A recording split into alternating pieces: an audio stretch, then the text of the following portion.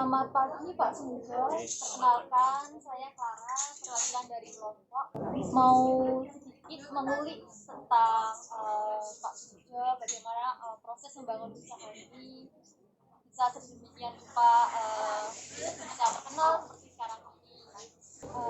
Saya mulai mungkin dari pengenalan Bapak dulu dan profesi Bapak saat ini. Bapak.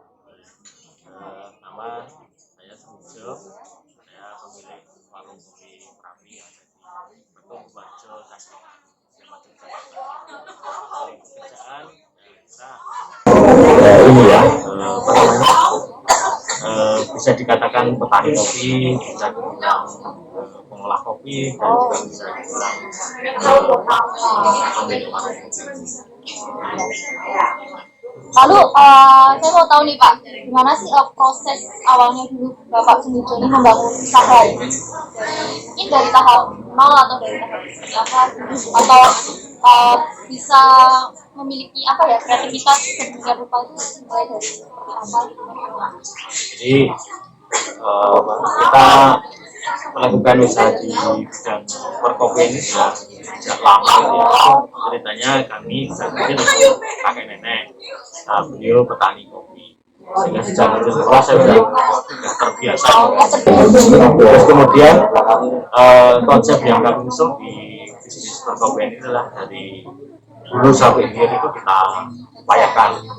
Nah, dulu itu kita mengupayakan kopi, tidak hanya saya sendiri tapi banyak para petani yang ada di Sleman ini, dari Merapi itu tanam kopi. Terus kemudian kami membuat atau membentuk koperasi kopi. Sekupnya di Kabupaten Sleman. Awal pengolahan di kampung ini cuman hancur kena erupsi 2000. Ya Pak ya, kena sampai sini ya Pak ya? Ya. Terus kemudian di samping kita mengolah kopi, di kampung ini dulu kita buat desa wisata betul. Desa wisata berbasiskan kopi. Jadi para pengunjung bisa lihat kebun kopi, dan bisa lihat pengolahannya, dan kemudian ada warung kopinya gitu. Tapi kemudian tahun 2010 terjadi erupsi Merapi yang cukup besar, desa wisata yang kami bangun hancur. Terus kemudian kebun kopi yang di kampung ini juga hancur semua, termasuk rumah kami ada dua juga hancur semua. Terus kemudian sebelum erupsi 2010, area ini sudah kami bangun warung. Cuman belum sempat kami buka warungnya, sudah kena erupsi duluan. Terus kemudian setelah erupsi 2010, kami tetap mengupayakan untuk nanam kopi. Itu ada renovasi juga ya? Nah, jadi kalau area ini dulu kan ketimbun material, jadi kayak gurun pasir area. Nah, kemudian kami mulai nanam kopi lagi. Tapi untuk mendapatkan hasil atau panen dari kopi itu kan butuh sekitar 3 tahun dari tanam. Padahal untuk rumah tangga kan butuh makan setiap harinya. Sehingga kami nyari-nyari ide usaha apakah yang bisa dinikmati secara harian itu ya. Terus kemudian timbul ide kita buat warung kopi lagi di area yang sama itu. Nah, kemudian karena di sini ketimbun material batu sama pasir, materialnya diambil dulu, kemudian nemu pondasi ini Mbak, pondasi lama. Nah, terus kemudian 2012 mulai kami lagi, karena modalnya waktu itu belum banyak, sehingga saya dipinjami oleh teman saya sekitar 3 juta gitu ya. Kemudian kita bangun warung ini. Ya. Jadi awalnya warung yang kita buat itu ini yang bekasnya ya Pak? Ya, yang ada kayu-kayu terbakarnya itu bekas kayu rumah kami yang terbakar. Awalnya cuma sekitar 8 orang. Kalau boleh tahu nih usaha bapak pribadi atau Kalau yang ini usaha keluarga pribadi. Tapi kalau pengolahan kopinya itu koperasi. kebun kopinya di mana pak? Kalau kebun kopinya tersebar di beberapa area di atas itu.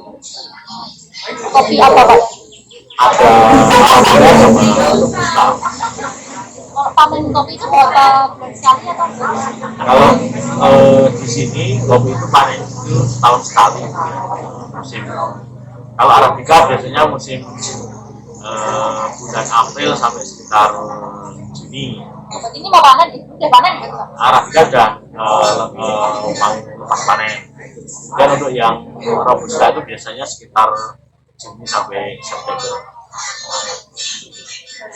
Kalau boleh tahu pak ini background pendidikan bapak ini secara formal atau non formal? Jadi kalau pendidikan terakhir kita ngambil akademi pertanian. Jadi kita ambil di jurusan pertanian.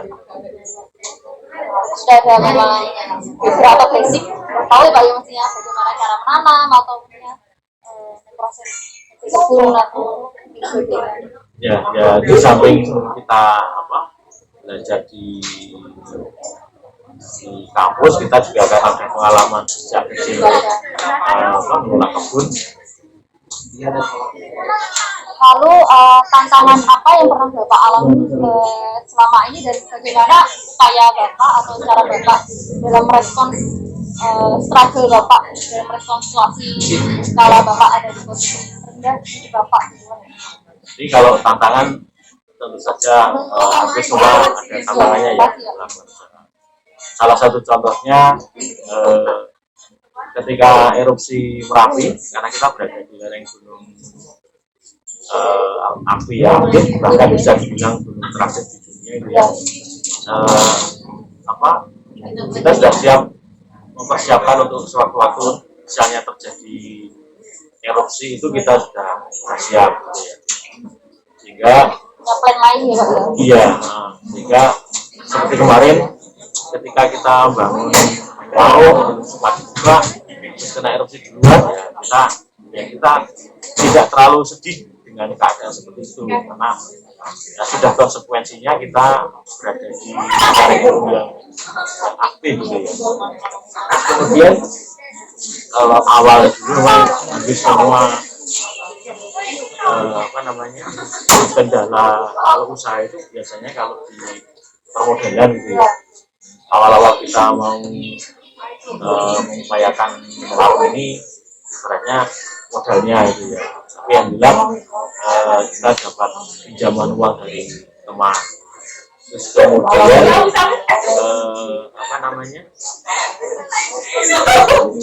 kalau di sini tenaga kerja yang kita pakai, yang kita rekrut itu kan kebanyakan famili, tetangga yang dari keterampilan SDM-nya itu banyak yang belum sesuai yang kita harapkan.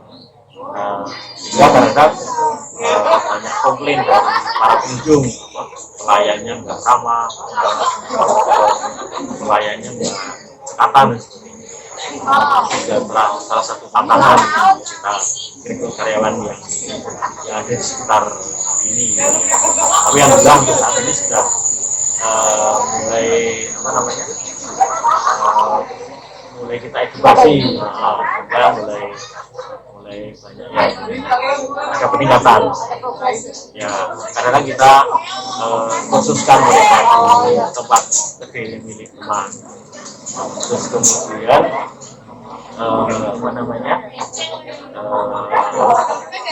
di area ini kan juga berdekatan dengan area tambang, sehingga jalan yang menuju ke sini banyak yang jelek. Kalau sekarang udah bagus itu ya, sebelah sini ya pak ya, arah sini. Saat ini udah mendingan, tapi kalau dulu memang banyak jalan yang menuju ke sini banyak yang rusak gitu. Nah, terus kemudian kita kolaborasi atau kerjasama dengan teman-teman yang usaha di daerah sini, kita swadaya untuk perbaikan jalan. Yang dicor, ada yang di aspal. Terus kemudian awalnya sini belum ada listrik, nah sehingga kita berupaya untuk ya, bagaimana caranya listrik bisa sampai sini pada swadaya. Terus kemudian apa namanya, apalagi ketika awal-awal isu corona itu ya, nah itu ya efek sekali ya Pak ya. awal corona di sini agak sepi, terus bahkan bisa apa namanya, kita sempat disuruh tutup sekitar 2 bulan.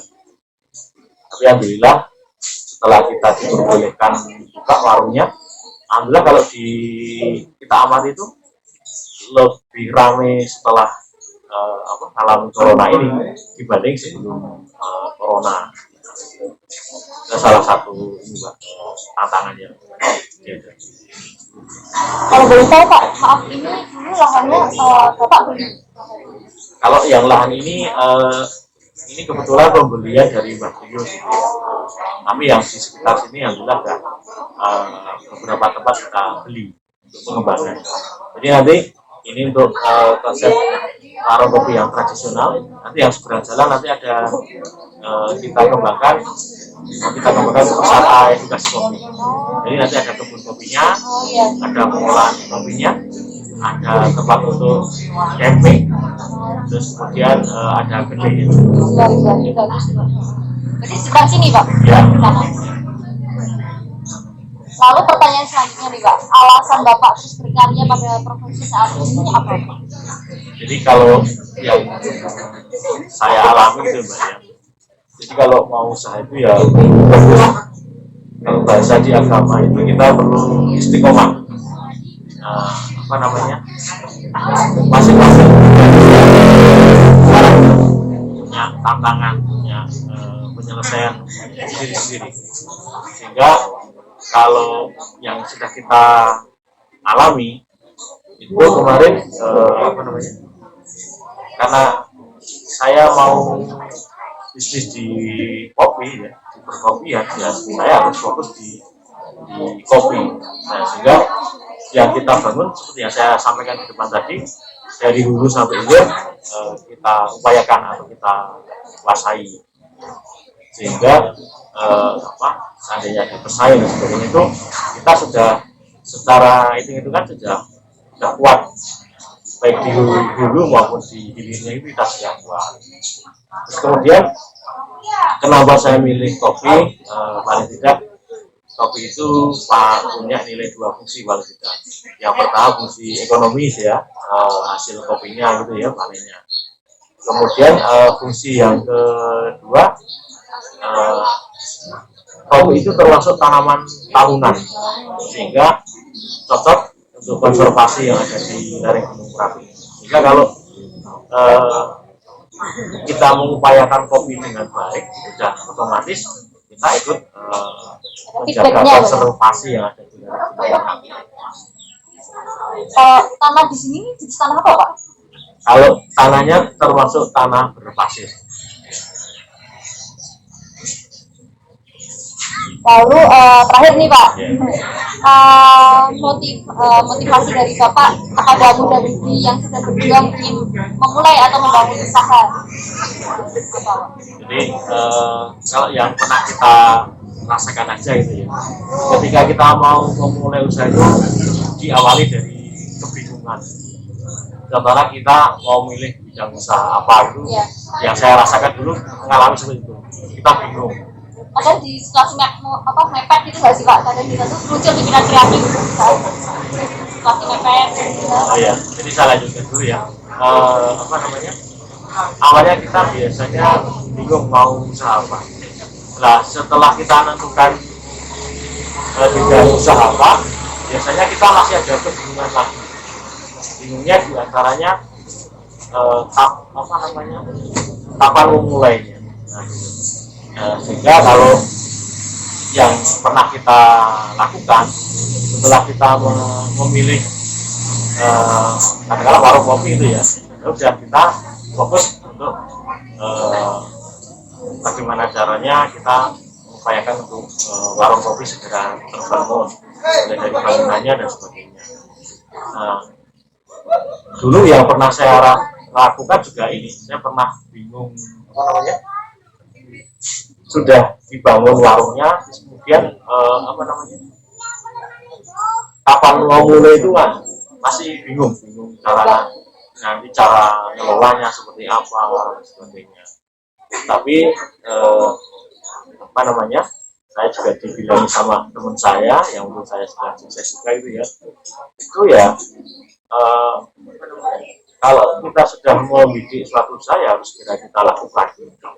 Karena yang berat itu memulai pertamanya gitu ya. Katakanlah kita mau jalan kaki jauh, katakanlah 10 kilo ya. Nah, kalau kita cuma mengangan-angan saja, wah jauh, nanti di jalan ada panas atau hujan atau apa. Tapi coba kalau kita sudah memulai melangkahkan kaki itu ya, nah ya nanti kalau capek ya istirahat, kalau panas ya berduduk dulu dan sebagainya. Begitu juga usaha juga demikian. Kalau kita sudah memilih ya segera kita lakukan. Karena kalau kita nunggu, karena kan kita ini ideal belum gitu ya, apa yang kita siapa ini sudah ideal belum ya. Karena kita juga malah bingung ini ideal atau belum, sudah lengkap pun kadang-kadang masih kadang-kadang bingung lagi gitu ya. Sehingga menurut saya ya kalau sudah tentukan kapan dimulainya sudah dimulai, nanti apa namanya, ilmu atau pengalaman itu akan didapatkan. Kadang-kadang yang kita rasakan itu antara teori dengan praktek situasi itu kadang ada sedikit perbedaannya. Nah, sehingga kalau kita sudah melangkah, kemudian setelah kita melangkah kita istiqomah, itu insya Allah ada jalan pemecahan masalah. Baik, terima kasih Pak Sujo atas waktunya. Kami boleh mewawancari Bapak, dan dari wawancara ini saya mendapat banyak makna hidup, dan juga Bapak bisa sharing mengenai satu Bapak dulu dan bagaimana membangun usaha ini. Ya. Semoga film ini juga, video ini bisa mengedukasi teman-teman yang melihat dan bisa berjuanglah struggle dalam membangun usaha atau memulai usaha gitu. Karena semua harus memang dimulai dari niat ya Pak ya, realisasi. Ya. Baik Pak Sumijo, terima kasih atas waktunya. Sampai berjumpa kembali dan sukses selalu. Ya, terima kasih Pak. Ambil resiko bermimpi lebih besar dan yuk berharap besar.